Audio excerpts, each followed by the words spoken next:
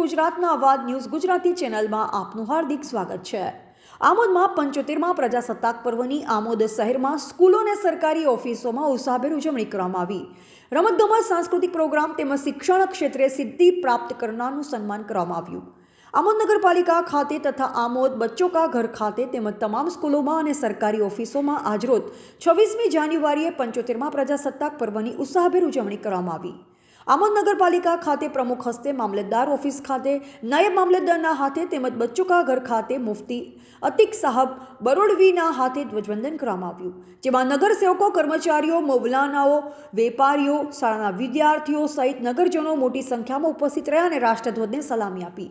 75મા પ્રજાસત્તાક પર્વ નિમિત્તે રમતગમત તેમજ શિક્ષણ ક્ષેત્રે સિદ્ધિ પ્રાપ્ત કરનાર લોકોનું સન્માનપત્ર આપી સન્માન કરવામાં આવ્યું। 75મા પ્રજાસત્તાક પર્વ નિમિત્તે પ્રાથમિક મિશ્ર શાળાના બાળકોએ વિવિધ સાંસ્કૃતિક કૃતિઓ કરી હાજર લોકોને અભિભૂત કર્યા હતા। રિપોર્ટર સફીક બાપુ, આમોદ।